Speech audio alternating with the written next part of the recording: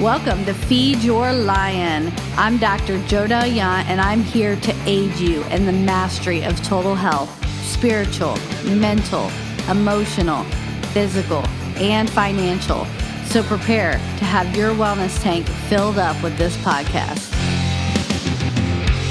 Welcome back to another episode of Feed Your Lion. Today's special guest is Sarah Francis, and she's our own little Marie Kondo. What's her name? Yeah, Marie Kondo. Yeah. She is going to talk to us today all about the importance of getting organized in her business. So I appreciate you coming today. Yeah, I appreciate you having me. Yeah, absolutely. So tell us a little bit first about you, about your background, where you're coming from, and how you got started in this. Yeah. Well, like you said, I'm Sarah Francis. I've lived a ton of places. So my dad worked for the government growing up, so I've lived in 9 states. Wow. So I am a professional packer and mover, okay. I think. And that's, I think what kind of started sparking some of these thoughts in my head of just living a lifestyle that can be packed up. Yeah.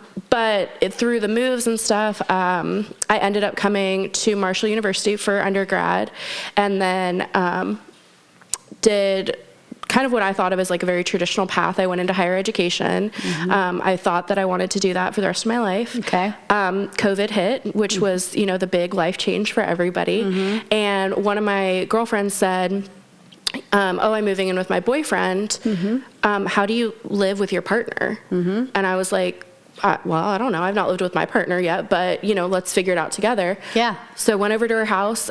We spent about 8 hours. Probably about an hour in, she said, SF, do you have any idea how talented you are? Mm-hmm. And I was like, what do you mean? And her background is in marketing. Yeah. And she said, we need to start recording. We need to take pictures, like before and afters. We need to write down what you're doing. Like, you could have a business doing this. Like, you're so gifted. Yeah. So I said, yeah, like, okay. Just kind of blew it off. I let her do what she wanted. Yeah. But I was like, yeah, okay. So 8 hours later, she came up with a post on Instagram with before and afters and a lot of the quotes that I had said. Yeah. And was like, hey, like, you're launching a business. And I said, okay. Went to bed that Saturday night, woke up the next Sunday morning to over 20 messages. Wow. And had 4 people within the next week book consultations with me. Really? for my services that I didn't know I had yet. That is so crazy. Yeah. You think about all these people who are, struggle to come up with the perfect business plan, and this kind of fell into your lap. Yeah, I was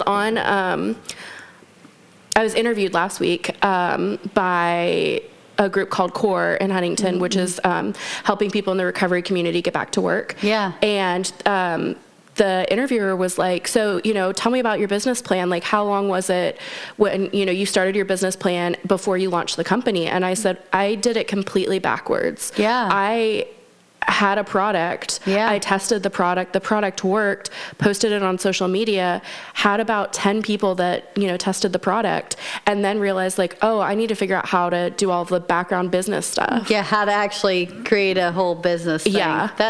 That's really cool because it does show you there's so many different ways. Mm-hmm. You know what I mean? Yeah. To start, yes, we have this traditional approach and these are the things you should do before you start a business. Mm-hmm. But you know what? Sometimes fate or destiny or whatever it is just happens and it falls in your lap like that. So I think that's cool too, just to know that you don't always have to follow this perfectly straight line towards something. It can take some twists and turns or just kind of happen. So. Yeah, and that was something that was really hard on my journey because I am such a people pleaser. I'm such a perfectionist by my whole life up until this point, and having to unlearn some of those systems that I have in my head of so funny story. This year I went back to school. Yeah. And I was like, I'm going to start an MBA program because I can't have a business if I don't have a business degree. Mm-hmm. I already have 2 degrees. I have a bachelor's and a master's degree. Yeah.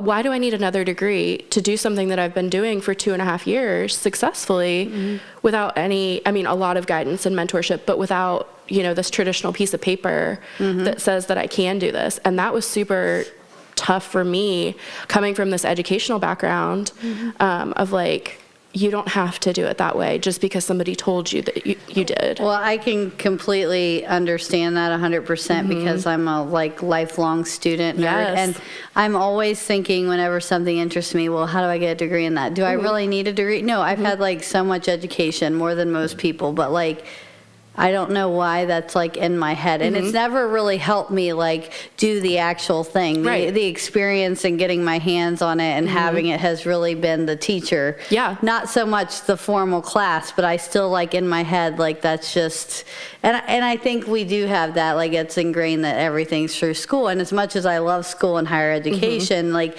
that's not always, and a lot of times it is the hands-on experience and figuring it out, you know, like. Yeah.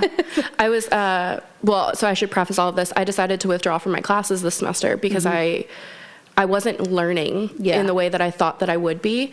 And I wasn't, like, I would be sitting in classes and my professors would be like, do you already have a master's? And I'm like, yeah. And they're like, oh, you really don't need to be in this class then. Like, we're going to be teaching below what you already know. Yeah. And it was just an odd moment, and an odd moment to withdraw from classes as somebody who values the level of education that I do. Yeah. But I was sitting in my accounting class, and my professor asked me how studying was going, like after class. And I was like, oh, it's really great.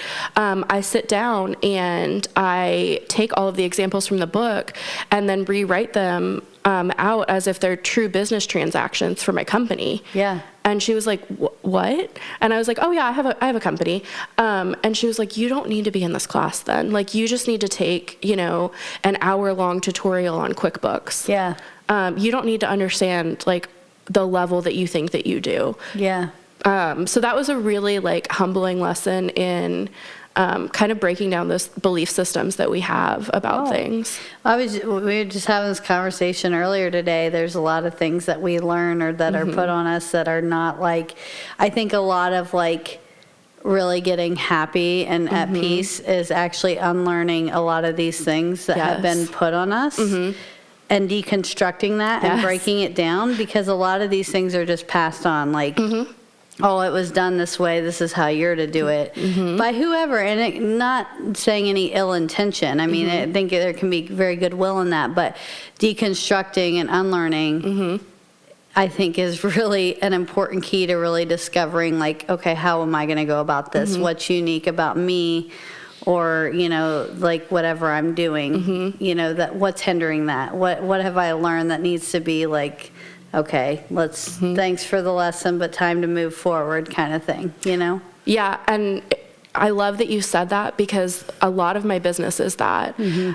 So many people, when I first tell them, oh, I have a home editing and organizing business, they assume, okay, so clear containers, labels on everything, you decant everything in your, kitchen, and those things are phenomenal. That's just not exactly what I do. What I do is I really try to have this like therapeutic approach to people living in their own homes.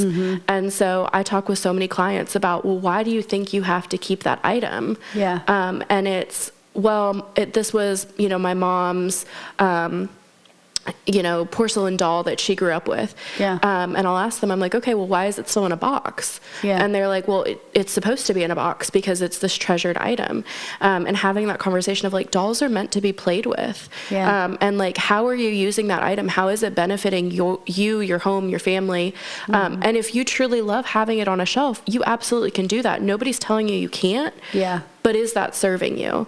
And so it's like breaking down these thought processes of what their home is meant to be. Absolutely. Especially in women, I find that they think they are supposed to live in a glass house where nothing is touched, everything is perfect. Like, I think about like the 1950s like stereotype of like the ironed linens and, always smelling like freshly baked cookies and all of those things, and really telling them, like giving them the permission to live in their house or to let their kids play in their home. That pressure of perfection and having that perfect appearance for everything. So I talk a lot with them about that, and a lot about shame.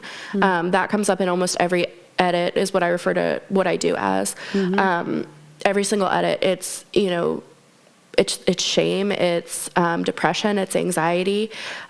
We keep a lot of things around us because of what has happened to us. Whether good or bad. We hold on to things that we don't need because maybe we haven't learned the lesson yet, or maybe we're afraid, if we get rid of this, that we no longer care about that person that gave it to us, or that we're disrespecting them in some manner. So it's a lot of conversation is what I do is...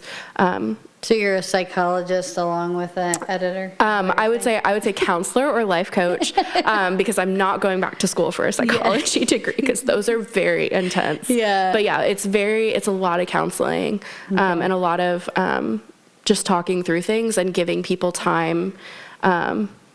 I tell clients, I pause in my head for 8 seconds after I ask them a question, because most individuals after 5 seconds will become so uncomfortable with the silence that they'll fill it. And so, I'll ask them these thought-provoking questions and then just wait. And they've never been alone with their own thoughts and how that relates to how they're kind of cultivating their home. So how long is that process usually from... Like, do you have a lot of people, are they asking for, I want to edit this room, or are they wanting, to move? Are they wanting to do a whole house? What's your typical, client look like, and how do you walk through that encounter, from consult to end? How long does that process usually take? Different for everybody, which I feel like is always the caveat answer. I know. It's kind of a broad question, but I'm just curious, when you think of an ideal or a typical. I would say the majority, or the big majority of my client. Well, sorry, let's back up. Okay. So I have kind of three, what I think of as categories of services. So the first one is kind of the more traditional, what you're seeing on social media. I'll have somebody, typically word of mouth, refer me, and I'll do a consultation. So that's a 1-hour walkthrough. I measure the space, and then I go home and I do what's called a scope of work. So I will sit there and use CAD software to draw up what it'll look like, and then kind of like Sims, move the furniture around how I think it would function better, based on what they've shared about what their dreams for that room or that space are. Though that category of clients, I don't have one that I've ever finished in 2.5 years, because we'll do one room and then they love it and they're like, okay, let's do the next. Another one. So I would say I have one client where we're about 2 rooms away from being done with her home. Wow. But the rest, we keep going. So that's kind of my bread and butter category. The next category is I work with neurodivergent individuals and help them come up with a system that's going to work for them. So there's no cookie cutter way of doing that at all, because it's so specific to the individual person. And just to clarify for people who may not know what neurodivergent means, explain that with the types of people you're talking about. So how I explain it to people is it is an umbrella term. For a lot of different things. Typically, I tell people it involves something with the brain. So it's ADHD, autism spectrum disorder, OCD, PTSD. Some researchers are even saying depression and anxiety are falling within that umbrella term now. But it's all of those things. Also, learning disabilities. I'm sure I'm forgetting some other ones. There's a lot. But anyone falling into those types of categories, there's going to be specific things that may be triggers or upsetting. So working within there. So that category is mostly parents that have hired me for their younger children. And so most of my clients, I would say, are between about 4 and 15. And so the parents will have me come in and I will sit typically on the floor with the children and kind of figure out how they like to play, how they like to have things in their space. They don't want their toys put away if they can't see them. Or, they want to be able to display all of their art and their schoolwork because they're seeking praise or validation. And so we need to create spaces for that. Or I have a couple children who I've gotten to work with who are on the autism spectrum, and it's kind of having that conversation between them and their parents of what's going to work for the child, and having it in a way where the parents don't feel like they've failed the child by not knowing what to provide for them.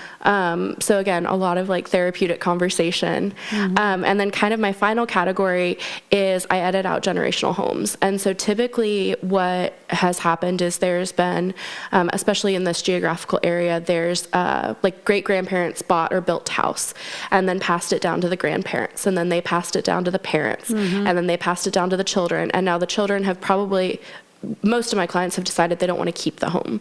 And so I get called by realtors to say, hey, we need to edit this home so that we can get it to a point where we can list it. Sell it, yeah. But if you think about 4 generations, the level of stuff, they've never had to clear it out. Yeah. And so there's most of my client, or most of the homes that I've done have had somebody who's lived through the Depression. And so I very quickly learned that you have to look through every single coat pocket because typically there's money and trinkets hiding. But that is less, I would say, day-to-day emotional, but it's more like, okay, here's what we're gonna donate to local nonprofits. Here's what we're gonna sell. Here's what you and your family like value and you want to keep. And then kind of figuring out like of those 3 areas. How do we get to the next step and get the house cleared? That's kind of exciting though. Like, I feel like I could never do that line of work with something like that because I'd be like, ooh, I want that. I'll trade you for services. And then I would never make any money. There have been some times where that's happened. That would be me because I'm like obsessed with historical stuff. So like I would have a problem with that. But yeah. So that's really cool. And honestly, I have never met anybody else, like especially in this area, who like does this for their business. So I think it's like super interesting, and even just how like you got into it to start with. So how long ago was that where you started with? I'm going to start that sentence over. Yeah, it sounded like it. Okay. Maybe like one of the construction workers. Just remember at this point to edit that part, okay? Yes. Okay. So how long was it then from that start where, your friend's like, hey, this is a business for you, to now? Like, so that was May of 2021. Okay. So it's been about 2.5 years. Okay. Yeah. And how, like, do you feel like your business has grown, like, in your control? Has it gotten out of control? Like, has it been a steady incline? Like, how's that flow been? It's definitely grown quite a bit. It was a little in my control, a little out of my control. Gotcha. So when I started, it was just that first category of like traditional organization. Yeah. And then I got to a point where I was like, I'm good at this. I love this, but this isn't serving me at my core of who I am. Sure. And that's when I started sort of meeting with business coaches and saying, if I want to do this full time, how do I do this full time and have it still fill my cup? Yeah, absolutely. And so Ben Ing, who runs the I Center at Marshall, which is like the innovation center for students, he has done a lot of mentoring with me. And he said, in order for you to figure out how this is going to serve you and pour into your cup, you have to figure out what you're passionate about. And I said, serving others, like, period, point blank. And he was like, okay, well then you need to figure out how to transition your company into what's called a social enterprise. Like a B Corp. Yes. Yeah. And so he said, so you need to meet with Brandon Dennison from Coalfield Development. And I was like, that's a big name in this community, like, okay. And so I went and saw him give a bunch of different speeches. And that's when I was like, oh, wait, like, what I'm doing is very therapeutic. How do I tap into that more? And I also started telling people that I myself have 3 learning disabilities and have ADHD. And that just opened up this whole new network of... Then you got into the whole neurodivergent. Right, yes. Right. And then that was like, yes, like this is me. And then through some like personal life experiences and just reflecting on all of the moves that I had done and things, I realized, when I came to college at Marshall, I had a lot of cognitive dissonance because I didn't understand why people had, like, I would go to friends' homes and I was like, their house is so different than mine. Yeah. Well, my mom had to move us every, couple years. And so what we value a lot, but we don't have like lots of little trinkets. We don't have, we never lived in a place where we could actively farm on our property. And so all these like tools for farming I had never seen. Yeah. And so it was like reflecting on that it was like, oh, this is something that's really beneficial to this area. And then through those generational edits, I realized a lot of families were just like, oh, just get a dumpster, like throw it all away. And it's like, do you have any idea the level of like blessing that you could give to somebody else by donating this? Absolutely. And so working with local, the recovery community in Huntington specifically to get like, oh, you don't want that bed frame. Let's give it to somebody who's getting back on their feet, who just got a home. So then that's been a whole nother so piece. having those connections too in the community to get those things to where they can really be used. Like, see, that's really cool because you're bringing people together too, like with that. So I love it. It's it's really like, this is a really cool model. And I love how you've expanded that from where you started to like now, like you're really, branching that out and really, like you said, that's filling your cup, but also helping other people. So I just think that's so cool what you've done. Where do you see it going? Do you have any like plans for like, I mean, do you want to keep it kind of just you? Do you want to expand and get other people like working for, like what's your, future look like with this, you think? That was one of the tough questions when I first started getting with business coaches, because I had several affluent people in the community tell me that my business wasn't scalable, so it wasn't going to work. Yeah.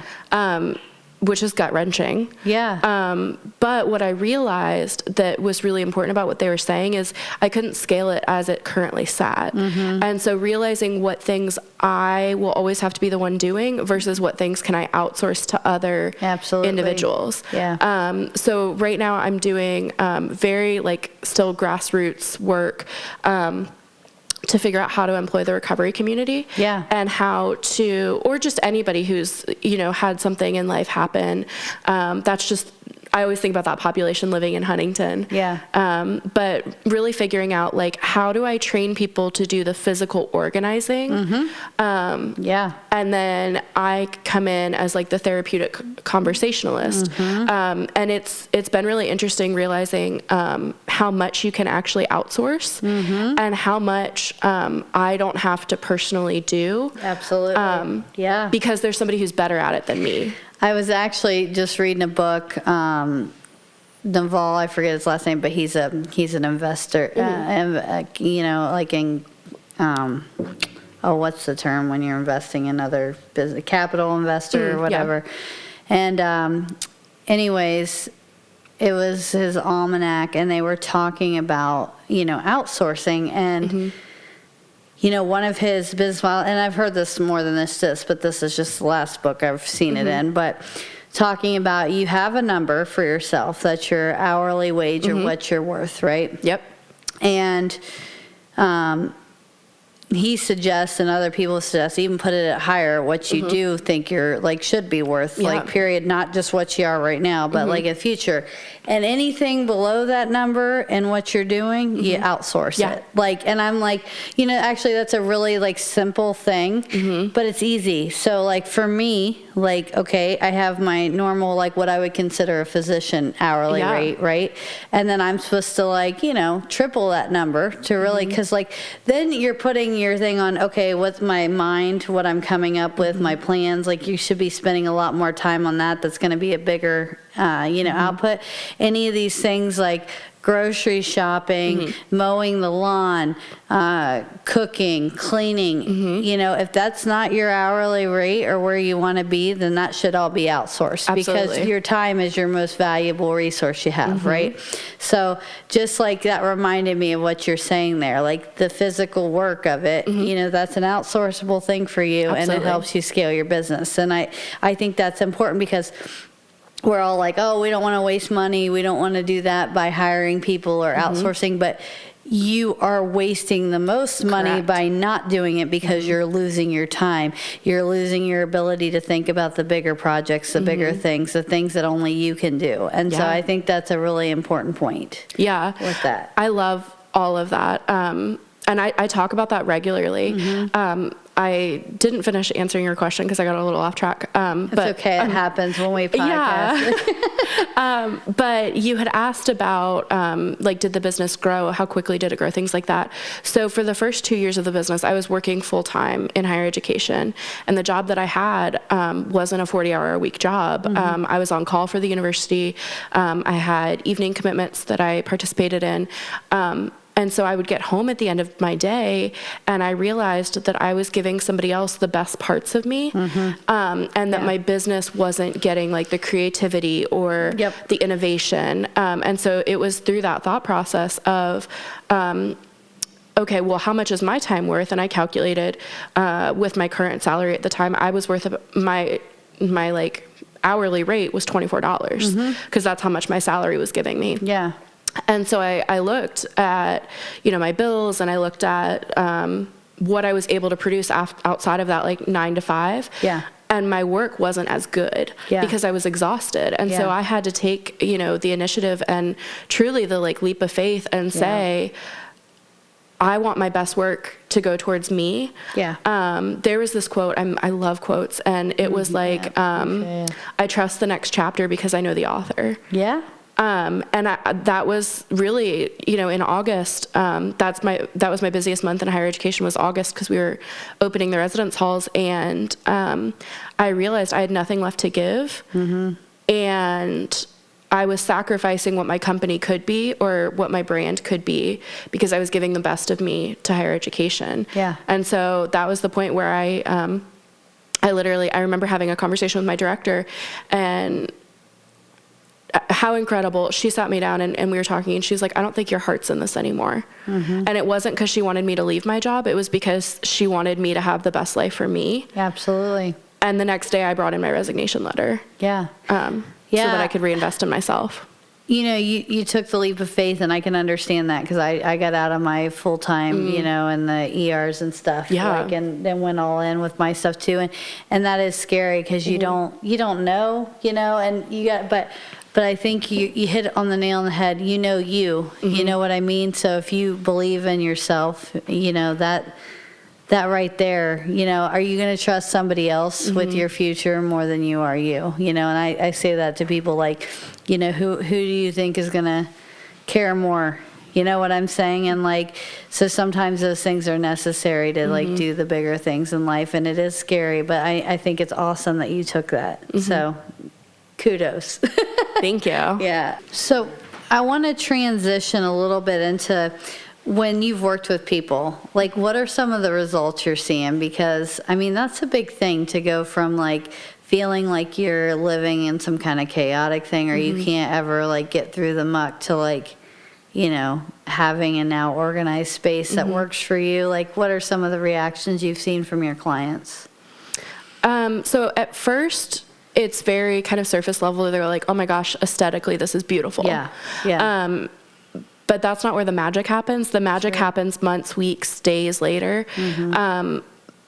I feel like without fail, on a day when I'm questioning myself, I get, a message from a client that's like, hey, I was just thinking about you today, and because you helped us edit our kitchen, our family structure is just functioning so much better. Yeah. Mornings aren't chaotic. Getting the kids to school is not stressful. Yeah.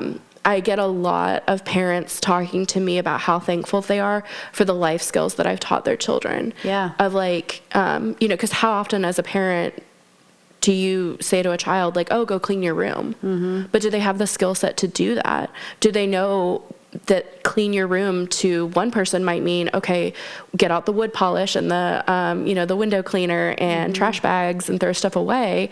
Because to a kid, it could mean, oh, I just put my teddy bear back on the bed. Yep.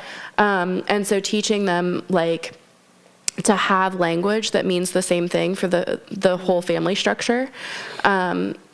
Decriminalizing some of the things that, we're taught to think like, oh, you shouldn't do that.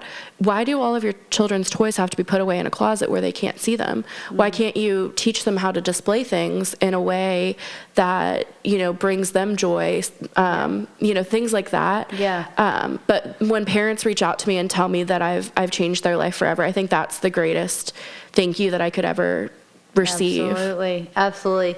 And we were just talking a little bit before. So like you mentioned, people feeling like certain ways, shame, and just how they, I don't know, maybe how their house looks currently, or, not wanting to get rid of certain things because of who gave it to them, or, somehow that's insulting. How do you address that? Like, what's the conversation look like? And, what kind of breakthroughs do you see with that when you're doing this?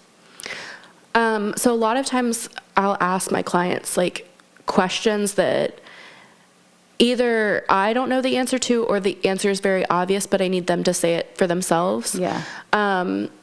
So I will ask like, kind of like taboo questions almost of, like I've asked a client, I've said, who told you that you had to hate yourself? Mm-hmm. Like, when did you learn that was how you were supposed to view yourself? Yeah. And that specific client had like gastric bypass surgery and had, I think it was 12 different sizes of clothing. And they wouldn't get rid of anything that was on the larger end because they had this fear that they would get back to that size and that they would hate themselves again. And so they had 4 large closets worth of clothing. Wow. And, asking her, like, who told you that you had to hate yourself and that was how you were supposed to live? And just letting it sink in and she broke down in that moment, and she was like, society, social media, all these layers of ingrained shame. And I told her, the only person who gets to decide how your home is you. Like, we love your family, but like they don't live here. Yeah. Even if they do, they don't get to decide for you. Yeah. And giving people permission to be themselves, I think, is really important in what I do. Yeah. But yeah, asking those tough questions that sometimes like I'll say them before I realize I'm saying, and I'm like, oh, hopefully she doesn't fire me. Yeah. Or Yeah. You worry about offending. I get it. Yeah, but those are the things that clients have said. I needed someone to say that my entire life, and no one was brave enough to do it. Mm-hmm. So yeah, those are big conversations. Wow. Do you ever deal with have you ever had to deal with like a hoarder house or anything? I have to ask that. Yeah, everyone asks that. Yeah. Yeah, I haven't taken on any hoarder clients. Okay. I had a client book me for a consultation. And I got to the home and I rang the bell. So before I even did the consultation, we did like a 15-minute phone call just to make sure that what she was seeking was in alignment with what I do. Sure. And she told me over the phone, she said, I have a lot of anxiety. And I said, that's completely fine. We'll work through that. Not through it, but, we'll work together on that. I'll be there the entire time with you. And so when I got there for the initial consultation, I could hear people in the house and I could hear animals moving around, and I rang the bell 3 times and she didn't answer. I was like, that's weird. So I just got a weird feeling. So I was like, I'm going to leave. Yeah. And she called me about 30 minutes later and she said, I'm so sorry. I have so much anxiety that I couldn't let you into my home.